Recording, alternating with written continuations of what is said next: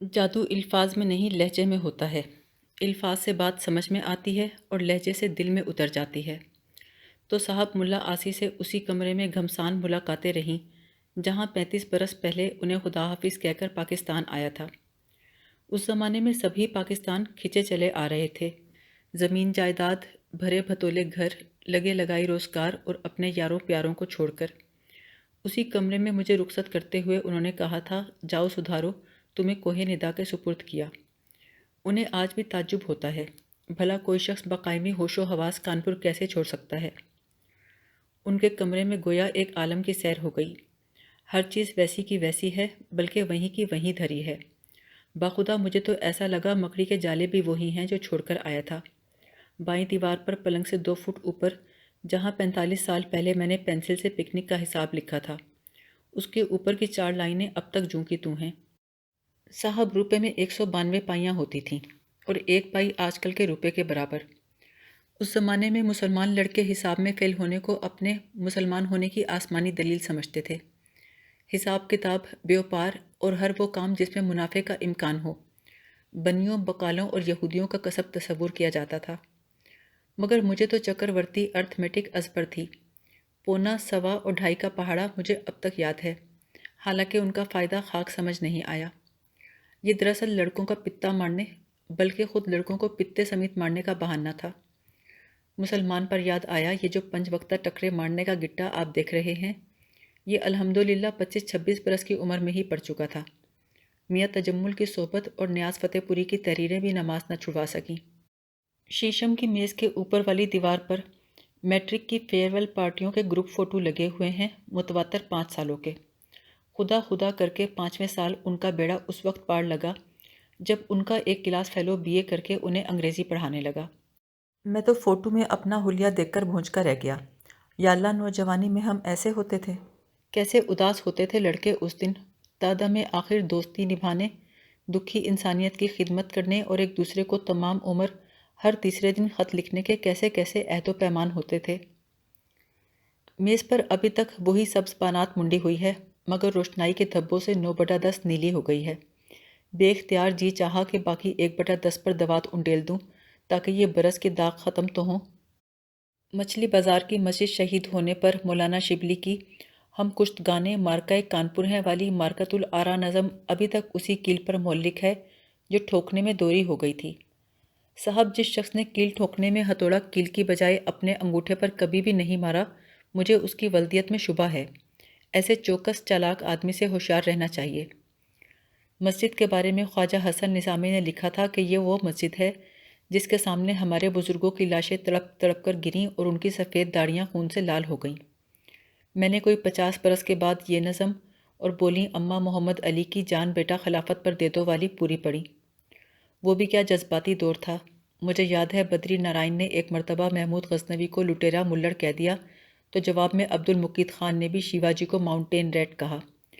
اس پر بات بڑی تو بدری نارائن نے نام لے لے کر مغل بادشاہوں کو برا بھلا کہنا شروع کیا، اور اورنگزیب کی بیٹی شہزادی زیب النساء پر تو بہت ہی گندا بہتان لگایا۔ جواباً عبد المقیت خان نے پرتھوی راج چوہان، مہارانا پرتاپ اور مرزا توئیمان سنگھ کو تم کے رکھ دیا، لیکن جب مہاراجہ رنجیت سنگھ پر ہاتھ ڈالا تو بدری نارائن تل ملا اٹھا اور عبد المقیت خان سے گتھم گتھا ہو گیا۔ حالانکہ وہ سکھ نہیں، گوڑ برہمن تھا۔ عبد المقیت خان کا انگوٹھا اور بدری نارائن کی ناک کا باسا ٹوٹ گیا۔ دونوں ایک ہی لونڈے پر عاشق تھے۔ تو صاحب، کمرے کی دیواروں پر وہی تغرے، وہی سبق آموز وصلیاں اور چارپائی بھی وہی، جس کے سرہانے والے پائے پر عبد المقیت خان نے چاقو سے اس لونڈے کا نام کھودا تھا اور اسی سے انگلی میں شگاف کر کے خون حروف میں بھرا تھا۔ آپ بھی دل میں کہتے ہوں گے، عجیب آدمی ہے، ڈبل حاجی، ماتھے پر گٹا، لیکن اس کی کہانی سے طوائف خدا خدا کر کے رخصت ہوتی ہے تو لونڈا چلا آتا ہے۔ صاحب، کیا کروں، ان گناہ گار آنکھوں نے جو کچھ دیکھا وہی تو بیان کروں گا۔ آپ کلیات میر اٹھا کر دیکھ لیجئے یا مصفی کا دیوان دیکھ لیجئے، آپ کو جا بجا اعلانیہ اشارے ملیں گے۔ عورت کے بارے میں بات کرنے کا حیاؤ تو کوئی BA میں آ کر پڑتا تھا۔ آپ اس زمانے کی جنسی محرومی اور گھٹن کا اندازہ بھی نہیں کر سکتے، اس لیے کہ آپ اس وقت تک بالغ نہیں ہوئے تھے۔ یقین جانیے، عالم یہ تھا کہ عورت کا ایکس رے بھی دکھا دیا جاتا تو لڑکے اسی پر دل و جان سے عاشق ہو جاتے۔ اب اس لونڈے کا نام کیا بتاؤں؟ کانگریس کے ٹکٹ پر منسٹر ہوا تھا مگر کرپشن میں نکال دیا گیا۔ اس نے ایک ڈپٹی سیکرٹری کی بیوی سے شادی کی تھی۔ جب ڈسمس ہوا تو وہ اسے چھوڑ کر ایک سکھ بزنس مین کے ساتھ بھاگ گئی۔ خیر میں ان کے کمرے کے جوں کے توں ہونے کے بارے میں بتا رہا تھا۔ دیکھا کہ روشن دان میں شیشے کی جگہ گتا لگا ہوا ہے اور اس کے سوراخ میں سے ایک چڑیا بڑے مزے سے آ جا رہی ہے۔ اس نے جھری میں گھونسلہ بنا رکھا تھا، اندر بچے چو چو کرتے رہتے تھے۔ آسی کہنے لگے جب یہ بڑے ہو کر گھونسلہ چھوڑ دیں گے تو ہمارا گھر بہت سنسان ہو جائے گا۔ دھول سے دری کی لائنیں مٹ گئی ہیں۔ 40-45 سال پہلے میاں تجمل حسین کے سگریٹ سے جو سوراخ ہو گیا تھا وہ بڑھ کے اتنا بڑا ہو گیا ہے کہ اس میں سے تربوز نکل جائے۔ میاں تجمل حسین کی عمر اس وقت کچھ نہیں تو 30 برس تو ضرور ہوگی۔ 3 بچوں کے باپ بن چکے تھے، مگر بڑے حاجی صاحب ان کے والد کا ایسا روب تھا کہ سگریٹ کی طلب ہوتی تو کسی دوست کے ہاں جا کر پیتے تھے۔ حاجی صاحب سگریٹ کا شمار آوارگی میں کرتے تھے اور بائسکوپ کا بدماشی میں۔ چنانچہ میاں تجمل کو کبھی تنہا سینما دیکھنے نہیں جانے دیتے تھے، خود ساتھ جاتے تھے۔ ان کے کمرے میں وہی پنکھا اسی ڈگمگ ڈگمگ کرتے کڑے میں لگا اسی طرح چرخ چوں کرتا رہتا ہے۔ اس کے چلتے ہی کمرے میں آندھی آ جاتی ہے، کتابوں، دیواروں اور دری پر جمی گرد اڑنے لگتی ہے۔ وہ پنکھا بہت کم چلاتے ہیں، اس لیے نہیں کہ بجلی کی بچت ہوتی ہے، بلکہ اس لیے کہ چلانے سے پنکھا گھستا ہے۔ ماشاءاللہ 40-45 برس کا تو ہوگا، ان حسابوں 100 تک گھسیٹ کر تو لے ہی جائیں گے۔ بعض سادھوؤں اور جوگیوں کا عقیدہ ہے کہ ہر انسان کے مقدر میں بھگوان نے گنتی کے سانس لکھے ہیں۔ چنانچہ آسی بیشتر وقت سانس روکے بیٹھے رہتے ہیں تاکہ زندگی بقدر حبس دم لمبی ہو جائے۔ توون و کرہن گنڈے دار سانس فقط اس لیے لیتے ہیں کہ پھر سے روک سکیں۔ بس پنکھے کی عمر بھی اسی طرح دراز کی جا رہی ہے۔ کمرے کی چھت نہایت پوسیدہ ہو گئی ہے، شہتیر دیمک زدہ اور پنکھے کا کڑا گھستے گھستے چوڑی برابر رہ گیا ہے۔ میں نجومی تو ہوں نہیں، اس لیے کہنا مشکل ہے کہ تینوں میں سے پہلے کون گرے گا۔ ایئر گن سے میں نے چھت پر جہاں چھپکلی ماری تھی وہاں چھرے کا نشان جوں کا توں موجود ہے۔ چھپکلی پر یاد آیا آپ کے اس دوست کا کیا نام تھا جس کا خط ہاسٹل کے لڑکوں نے چرا کے پڑھ لیا تھا؟ آپ نے بتایا تھا کہ اس کی نئی نئی شادی ہوئی تھی اور اس کی بیوی نے خط میں لکھا تھا، رام قسم تمہارے بنا راتوں کو ایسے تڑپتی ہوں جیسے چھپکلی کی کٹی ہوئی تم۔ واہ، اس تشبیہ کے آگے تو ماہی بیاب پانی بھرتی ہے۔ یہ تو میں آپ کو بتا چکا ہوں کہ ملا آسی کا ذریعہ معاش کچھ نہیں ہے اور نہ کبھی تھا۔ غالباً سن 50 کی بات ہے کہ ان کی والدہ حصول ملازمت اور بدھزم سے چھٹکارے کی منت مانگنے دوسری مرتبہ اجمیر گئیں تو وہاں کسی نے کہا کہ اماں تم داتا گنج بخش کے مزار پر حاضری دو جہاں خود خواجہ اجمیری نے چلہ کھینچا تھا۔ 6 مہینے بعد وہ منت مانگنے لاہور چلی گئیں۔ مزار پر چڑھانے کے لیے جو کامدار ریشمی چادر لے گئی تھیں اس میں نہ جانے کیسے سرے شام آگ لگ گئی۔ لوگوں نے کہا جلالی وظیفہ الٹا پڑ گیا، درے ایجاب وا نہ ہو تو نظر قبول نہیں ہوتی۔ انہوں نے رات روتے گزار دی، صبح نماز فجر میں سجدے کی حالت میں مجیب الدعوات سے جا ملیں اور لاہور میں ہی میانی صاحب کے قبرستان میں مدفون ہوئیں۔ والدہ کے انتقال کے بعد آسی کے گھر میں چولہا نہیں جلا، انہوں نے مکان کا بقیہ حصہ کرائے پر اٹھا دیا۔ اب تو 15 سال ہونے کو آئے، کرایہ دار نے کرایہ دینا بھی بند کر دیا ہے، الٹا انہی کو کمرے سے بے دخل کرنے کے لیے قانونی چارہ جوئی کرنا چاہتا ہے۔ ایک دن آسی سے طے پایا کہ اتوار کو لکھنؤ چلیں گے اور وہ شہر نگاراں دیکھیں گے جس پر شام اودھ ختم ہوئی۔ میرا اصرار تھا کہ ساتھ چلو، 40-45 برس بعد تنہا دیکھنے کا حوصلہ کس میں تھا۔ لوگوں نے ڈرا دیا تھا کہ زندگی اور زندہ دلی کا وہ مرقع حضرت گنج جس پر ساری رونقیں رانائیاں اور رنگینیاں ختم تھیں، اب حضرت گنج دکھلائی دیتا ہے۔ چار باغ ریلوے اسٹیشن کا نام اب صرف ہندی میں لکھا نظر آتا ہے۔ سارا لکھنؤ چھان مارو گے اردو سائن بورڈ نظر تک نہیں آنے کا، البتہ قبروں کے کتبے اب بھی نہایت خوشخط اردو میں لکھے جاتے ہیں۔ آسی وقت مقررہ پر نہیں آئے۔ پہلے تو مجھے غصہ آیا، پھر تشویش ہونے لگی۔ رکشہ پکڑ کے ان کے حجرہ دلکشا گیا تو دیکھا کہ دری پر بوسیدہ کاغذات، فائلیں اور سینکڑوں بل اور رسیدیں پھیلائے ان کے بیچوں بیچ اکڑو بیٹھے ہیں۔ مینڈک کی طرح پھدک پھدک کر مطلوبہ کاغذ تک پہنچتے ہیں اور جس کاغذ کا بعد میں بغور معائنہ کرنا ہو اس پر بدھ کی مورتی رکھ دیتے ہیں۔ 3 بدھ تھے ان کے پاس، آنکھیں موندے ہولے ہولے مسکراتا ہوا بدھ، بیوی کو سوتا چھوڑ کر گھر سے جاتا ہوا بدھ، مہینوں کے مسلسل فاقے سے ہڈیوں کا پنجر بدھ۔ ان تینوں کو وہ پیپر ویٹ کے طور پر استعمال کر رہے تھے۔ میں تیز تیز چل کے آیا تھا، پسینے میں شرابور۔ کمرے میں داخل ہوتے ہی پنکھا آن کیا تو سوئچ کو شوق سے پچھاڑ کھا کے فرش پر گرا۔ پنکھا آن کرنا تھا کہ کمرے میں آندھی آ گئی، سینکڑوں پتنگیں اڑنے لگیں اور ہم ایک دوسرے کو نظر آنے بند ہو گئے کیونکہ ان کا 30 سالہ فائلنگ سسٹم محو پرواز تھا۔ انہوں نے لپک کر لکڑی کی کھڑامیں پہنی اور پنکھا بند کیا۔ 40-50 سال پرانا پیتل کا سوئچ شاک مارتا ہے، آن آف کرنے سے پہلے کھڑامیں نہ پہنو تو موت واقع ہونے کا اندیشہ ہے۔ انہوں نے دوڑ دوڑ کر اپنا دفتر لخت لخت اس طرح جمع کیا جس طرح لونڈے پتنگ لوٹتے ہیں اور کہنے لگے، بھائی معاف کرنا، آج لکھنؤ ساتھ نہ جا سکوں گا، ایک ناگہانی الجھیڑے میں پھنس گیا ہوں۔ صاحب وہ الجھیڑا یہ تھا کہ 2 دن پہلے نگر پالیکا یعنی محکمہ بلدیہ نے پانی کا جو بل بھیجا تھا اس میں ان کے والد کا نام اعجاز حسین کے بجائے اعجاز علی لکھ دیا تھا۔ انہوں نے کتابت کی یہ غلطی پہلے نوٹس نہیں کی تھی۔ اب وہ گزشتہ 30 سال کے تمام بل چیک کر رہے تھے کہ اس غلطی کی شروعات کب ہوئی۔ آیا کسی اور محکمے کے بل یا کسی اور سرکاری مراسلے میں ولدیت کی یہ غلطی ہے یا نہیں؟ اگر ہے تو کیوں ہے؟ اگر نہیں ہے تو کیوں نہیں ہے؟ ایک تحقیق طلب مسئلہ یہ بھی کھڑا ہوا کہ پانی کے محکمے کو ولدیت سے کیا سروکار؟ اسی کی ایک شک یہ بھی نکلی کہ آیا اوروں کے بلوں میں بھی متعلقہ والد کی نشاندہی کی جاتی ہے یا نہیں؟ میں نے کہا، مولانا بل پے کیجئے اور خاک ڈالیے، اس سے کیا فرق پڑتا ہے؟ بولے، فرق کی بھی ایک ہی کہی، اگر باپ کے نام سے بھی فرق نہیں پڑتا تو پھر دنیا کی کسی بھی چیز سے نہیں پڑنے کا۔ 5ویں کلاس میں نے ایک دفعہ شاہجہاں کے باپ کا نام غلطی سے ہمایوں بتا دیا تھا تو ماسٹر فاخر حسین نے مرغا بنا دیا تھا۔ خیر میں یہ غلطی نہ کرتا تو وہ کسی اور بات پر مرغا بنا دیتے۔ اپنا تو طالب علمی کا زمانہ اسی پوز میں گزرا۔ بینچ پر آنا تو اس وقت نصیب ہوتا تھا جب ماسٹر کہتا کہ بینچ پر کھڑے ہو جاؤ۔ اب بھی کبھی زمانہ طالب علمی کے خواب آتے ہیں تو یا تو خود کو مرغا بنا ہوا دیکھتا ہوں یا وہ اخبار پڑھتا ہوا پاتا ہوں جس میں میرا رول نمبر نہیں ہوتا۔ Mister Dwarka Das Chaturvedi, director of education, حال ہی میں یورپ اور امریکہ کا دورہ کر کے آئے ہیں۔ انہوں نے اپنی رپورٹ میں لکھا ہے کہ دنیا کے کسی اور ملک نے مرغا بنانے کا پوسٹ ڈسکور ہی نہیں کیا۔ میں نے تو عاجز آ کر ترکی ٹوپی اوڑھنی ہی چھوڑ دی تھی۔ مرغا بنتا تھا تو اس کا پھندنا آنکھوں سے 1 انچ کے فاصلے پر پنڈولم کی طرح دائیں بائیں جھولتا رہتا اور پیریڈ کے آخر میں ٹانگیں کانپنے لگتیں تو آگے پیچھے جھولنے لگتا۔ آپ نے کبھی غور کیا کہ جب سے لڑکوں کو مرغا بنانا بند ہوا ہے تعلیمی اور اخلاقی معیار گر گیا ہے؟ اس دن سخت گرمی تھی۔ کوئی نصف صدی بعد ناریل کے ڈونگے سے پانی نکال کر اسی نقشین کٹورے سے پیا جس میں سورہ یاسین کندہ ہے، خالص چاندی کا ہے۔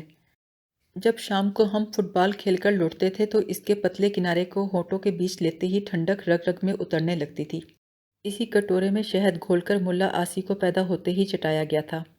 اسی کٹورے سے نزا کے وقت ان کے دادا اور والد کے منہ میں آب زمزم چوایا گیا۔ اب بھی لوگ مانگ کر لے جاتے ہیں اور بیمار کو آب شفا پلاتے ہیں۔ میں نے پینے کو تو کٹورے سے پانی پی لیا مگر عجیب سا لگا، کھدے ہوئے حروف میں کالا سیاہ میل جمع تھا۔ گھر میں مراد آبادی کام کا انہی کا ہم عمر ایک گلاس بھی ہے۔ پہلی مرتبہ ملنے گیا تو ایک شاگرد کو دوڑایا، وہ کہیں سے ایک پڑیا میں شکر مانگ کر لایا۔ انہوں نے اسی گلاس میں الٹی پینسل سے گھول کر شربت بنایا۔ میں تو شکر کے شربت کا مزہ بھی بھول چکا تھا۔ ہمارے بچپن میں اکثر اسی سے مہمان کی تواضع ہوتی تھی۔ سوڈے کی بوتل تو صرف بدہضمی اور ہندو مسلم فساد میں استعمال کی جاتی تھی۔ دیکھیے میں کہاں آ نکلا، بات بلوں سے شروع ہوئی تھی۔ جب انہوں نے اپنا دفتر پریشان سمیٹ لیا تو میں نے پنکھا پھر آن کرنا چاہا مگر انہوں نے روک دیا۔ کہنے لگے، معاف کرنا، شیرشاہ علیل ہے، پنکھے سے بخار اور تیز ہو جائے گا۔ میں نے چاروں طرف نگاہ دوڑائی، اس نام کا بلکہ کسی بھی نام کا کوئی بیمار نظر نہ آیا، اور نظر آتا بھی کیسے؟ شیرشاہ دراصل اس بیمار کبوتر کا نام تھا جو کونے میں ایک جالی دار نعمت خانے میں بند تھا۔ ایسے نعمت خانے اس زمانے میں ریفریجریٹر کی جگہ استعمال ہوتے تھے، حد و دربہ بھی کم و بیش وہی۔ لکڑی کے 2-3 منزلہ فریم پر چاروں طرف لوہے کی مہین جالی منڈی ہوتی تھی جس کا مصرف بظاہر ہوا پہنچانا لیکن اصل مقصد مکھیوں، بلیوں، چوہوں اور بچوں کو کھانے سے محروم رکھنا تھا۔ اس کے پایوں تلے پانی سے لبریز پیالیاں رکھی ہوتی تھیں جن میں ان چٹوری چوٹیوں کی لاشیں تیرتی رہتیں جو جان پر کھیل کر یہ خندق پار کر کے ممنوعہ لذائذ تک پہنچنا چاہتی تھیں۔ یہ نعمت خانے ڈیپ فریزر اور ریفریجریٹر سے اس لحاظ سے بہتر تھے کہ ان میں رکھا ہوا بدمزہ کھانا 9-10 گھنٹے بعد ہی سڑ جاتا تھا، اسے روز نکال کے ہفتوں تک نہیں کھلایا جاتا تھا۔ ایسے نعمت خانے اس زمانے میں ہر متمول گھرانے میں ہوتے تھے۔ نچلے متوسط طبقے میں چھیکا استعمال ہوتا تھا، جبکہ غریب غربا کے ہاں روٹی کی اسٹوریج کے لیے آج بھی محفوظ ترین جگہ پیٹ ہے، اور پہلے بھی پیٹ ہی ہوتی تھی۔ مذکورہ بالا نعمت خانہ بہت سالوں سے ملا آسی کے بیمار کبوتروں کا ICU ہے۔ اس دن لکھنؤ نہ جانے کی ایک وجہ یہ بھی تھی کہ وہ بیمار کبوتر کو اکیلا چھوڑ کر سیر سپاٹے کے لیے جانا نہیں چاہتے تھے۔ ایک دفعہ ایک نورجہاں نام کی کبوتری اچانک مر گئی تو وہ 10-12 دن تک گھر سے نہیں نکلے، کیونکہ اس کے بچے بہت چھوٹے اور بالکل گاؤدی تھے، انہیں ستے رہے۔ دروپدی نام کی ایک کبوتری کی چونچ ٹوٹ گئی تو اسے مہینوں اپنے ہاتھ سے چوگا کھلایا۔ انہوں نے ہر کبوتر کا ایک نام رکھ چھوڑا تھا۔ اس وقت رنجیت سنگھ نامی ایک لکا کبوتر دروازے کے سامنے سینہ اور دم پھلائے دوسرے فرقے کی کبوتریوں کے گرد اس طرح چکر لگا رہا تھا کہ اگر وہ انسان ہوتا تو فرقہ وارانہ فساد میں کبھی کا مارا جا چکا ہوتا۔ کبوتر بازی ان کا بہت پرانا شوق ہے، ان کے والد کو بھی تھا، میرے والد بھی پالتے تھے۔ جانور کو عام طور پر انسان کسی فائدے اور غرض کے تحت پالتا ہے، مثلاً کتا وہ دکھیارے پالتے ہیں جو مصاحب اور خوشامدی افورڈ نہیں کر سکتے۔ ہاتھی زیادہ تر وہ ماتوب عمرہ پالتے تھے جنہیں بادشاہ سزا کے طور پر ہاتھی بخش دیتا تھا کہ جاؤ اب تمام عمر اسے کھلاتے ٹھساتے رہو۔ طوطے کو اس ارمان سے پالتے ہیں کہ بڑا ہو کر اپنی بولی بھول جائے گا اور ہمارا رٹایا ہوا بول دہرائے گا۔ اور مرغے کی اذان کو مولوی صاحبان فقط مرغی کھانے کے لالچ میں برداشت کرتے ہیں۔ ایک کبوتر ہی ہے جو فقط اس لیے پالا جاتا ہے کہ وہ کبوتر ہے اور بس۔ لیکن ملا آسی کے ایک پڑوسی نے قسم کھا کر بتایا کہ ایک دن کڑاکے کی سردی پڑ رہی تھی۔ میں صبح 6 بجے گرم کشمیری چائے کی چینک لے کر ان کے ہاں گیا تو دیکھا کہ کمرہ یخ ہو رہا ہے اور وہ گرمائی کے لیے دونوں ہاتھوں میں ایک ایک کبوتر دبائے بدھ کی مورتی کے سامنے دھیان گیان میں ڈوبے بیٹھے ہیں۔ صاحب ایک دن باتوں باتوں میں کبوتر کا ذکر چھڑ گیا۔ آسی کہنے لگے، میں نے سنا ہے کراچی میں کبوتروں کی ایک بھی چھتری نہیں۔ یانو تم نے کیسا شہر بنایا ہے جس آسمان پر کبوتر پتنگ اور ستارے نہ ہوں، ایسے آسمان کی طرف نظر اٹھا کر دیکھنے کو بھی جی نہیں چاہتا۔ بھائی ابرار دسمبر میں کراچی گئے تھے، 2 مہینے رہے، کہتے تھے مطلع مستقر ابر آلود رہتا ہے، صرف ایک دن دوربین کی مدد سے ایک ستارہ نظر آیا اور وہ بھی دمدار۔ کراچی میں لوگ ہم لکھنؤ والوں کی طرح پتنگ تیتر اور مرغ نہیں لڑاتے، خود لڑ لیتے ہیں۔ مگر سچ تو یہ ہے کہ اس محلے میں بھی اب کوئی پتنگ اڑاتا ہے اور نہ کبوتر، لے دے کے بس ایک یہی چھتری ہے، اور لکھنؤ کا حال تو اس سے بھی ابتر ہے۔ بھائی بشارت، تم تو ہجرت کر کے مہاجر بنے، ہم تو اپنے شہر میں بیٹھے بیٹھے ہی غریب الوطن ہو گئے۔ یہ وہ شہر تھوڑا ہی ہے، وہ تو قصہ کہانی ہو گیا، اب تو آکار ہی بدل گیا ہے۔ اس محلے میں ہی دیکھو 95% گھروں میں ویجیٹیرین رہتے ہیں، بلیاں گوشت کو ترس گئی ہیں، چنانچہ سارا دن میری چھتری کے گرد منڈلاتی رہتی ہیں۔ تمہیں یاد ہی ہوگا کوپر اینڈ ایلن کمپنی کے بڑے صاحب سر آرتھر کی میم جب ولایت سے سیامی بلی لائی تھی تو سر آرتھر نے کانپور شہر کے سارے بلیوں کو آختہ کرا دیا تھا تاکہ بلی پاک دامن رہے۔ 2 بنگلے چھوڑ کر بیرسٹر اجمل رہتے تھے، ایک رات ان کے کتے کو بھی پکڑ کے آختہ کرا دیا۔ ہم دونوں دیر تک ہنستے رہے، پھر آسی بولے، اب مجھ میں اتنا دم نہیں رہا کہ چھت پر آواز لگا کر سارے کبوتروں کو کابوکوں میں بند کروں۔ سدے سدائے تو چراغ جلے آ کر کابوک میں خود دبک جاتے ہیں، بکیا کو شاگرد گھیر گھار کر بند کرتے ہیں، وہی دانہ چوگا ڈالتے ہیں۔ اشرافوں کے جتنے شوق تھے سب پر زوال آ گیا۔ شہر میں جوار تک نہیں ملتی، 50 میل دور ایک گاؤں سے منگواتا ہوں۔ آج کل کے کسی گریجویٹ کو پکڑ کے پوچھ لو، جوار باجرے اور کنگنی کا فرق بتا دے تو اسی کے پیشاب سے اپنی بھویں منوا دوں۔ میٹرک کے زمانے سے ہی ملا آسی نے یہ وتیرہ اختیار کر لیا تھا کہ امتحان کا نتیجہ اخبار میں نہیں دیکھتے تھے۔ نتیجے سے ایک ہفتے پہلے اپنے جگری دوست امداد حسین کو اپنا ایک کالا گرا باز اور ایک سفید لوٹن کبوتر دے آتے اور کمرہ مکفل کر کے مراقبے میں چلے جاتے۔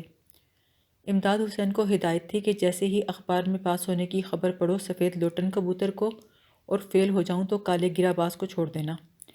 پھر دن بھر کھڑکی سے آدھا دھڑ نکال کر کبھی سوئے آسمان اور کبھی چھتری کو دیکھتے کہ کبوتر خبر لایا کہ نہیں۔ ہر سال منحوس کالے کبوتر کو ذبح کر کے اسی دوشیزہ کی مرجینہ نامی بلی کو کھلا دیتے۔ یہ شاہانہ وزاداری انہوں نے BA تک قائم رکھی کہ قدیم زمانے میں بادشاہ بھی بری خبر لانے والے قاصد کا سر قلم کرا دیا کرتے تھے۔ رزلٹ والے ہفتے گھر میں روز کئی دفعہ رونا پیٹنا مچتا تھا، اس لیے کہ ان کی والدہ اور ہمشیر گان جیسے ہی کالا کبوتر دیکھتی رونا پیٹنا شروع کر دیتی۔ یوں تو چھتری پر دن میں کئی دفعہ سفید کبوتر بھی آ کر بیٹھتے تھے، مگر وہ ان کا نوٹس نہیں لیتی تھیں۔ انہیں یقین ہوتا تھا غلطی سے آن بیٹھے ہیں۔ بالآخر 3-4 سال بعد رلا رلا کر جب سفید لوٹن کبوتر آتا تو اس خوشی میں اپنے تمام کبوتروں کو جوار کی بجائے گیہوں کھلاتے اور سب کو ایک ساتھ اڑاتے۔ دوسرے دن اس کے پاؤں میں چاندی کی منی سی جھانجھر ڈالتے اور اس کے کابو کے پاس 10 کبوتریوں کا اضافہ کر دیتے۔ جب تک انہوں نے بی اے پاس کیا تو میٹرک، انٹر اور بی اے تینوں کو ملا کر 30 کبوتریوں کے اضافے کے بعد ان کا سارا گھر اس طائر خوشخبر یعنی لوٹن کبوتر کے حرم خاص میں تبدیل ہو چکا تھا، اور گھر والوں کی حیثیت ان کے خدمتگاروں اور بیٹ اٹھانے والوں سے زیادہ نہیں رہی تھی۔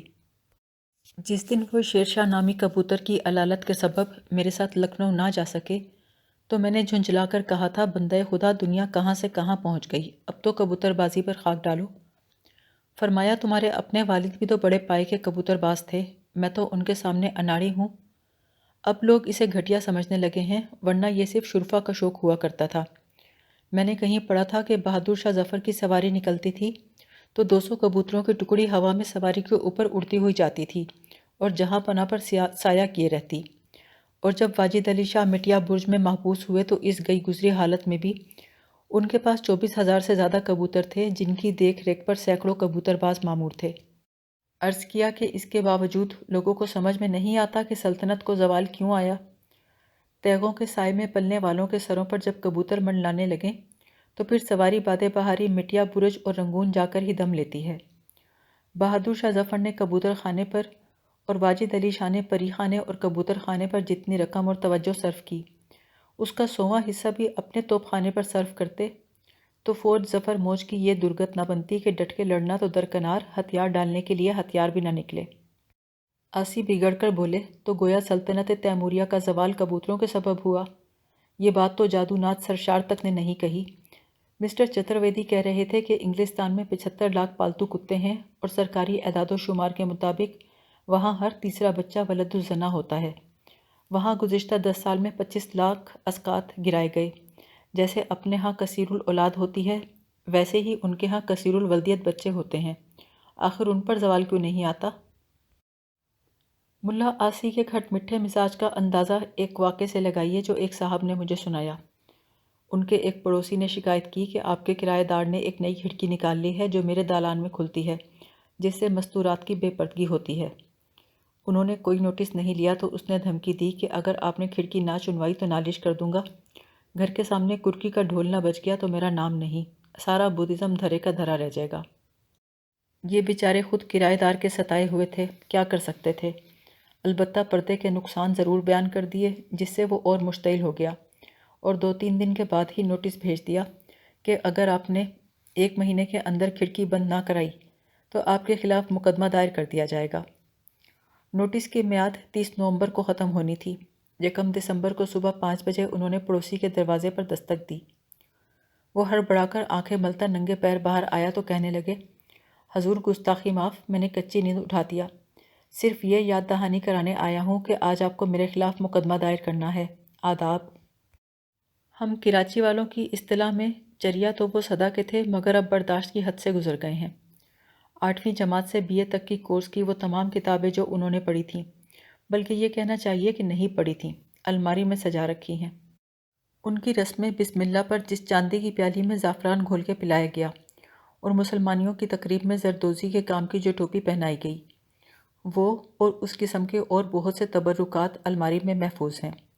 وہ تو غنیمت ہوا پیدائش کے وقت اپنا کام آپ کرنے سے معذور تھے، ورنہ اپنا نال بھی من جملہ دیگر یادگار اشیاء کے سنگوا کر رکھ لیتے۔ مختصر یہ سمجھیے کہ مورخ یا ریسرچ کرنے والوں کو بڑے آدمیوں کی زندگی کے بارے میں باریک تفصیلات کھود کر نکالنے میں جو مشقت اٹھانی پڑتی ہے، انہوں نے وہ سب خام مواد اکٹھا کر کے اس کی ہتھیلی پر رکھ کر مشکل آسان کر دی ہے۔ واللہ میں نے ایسا آدمی نہیں دیکھا۔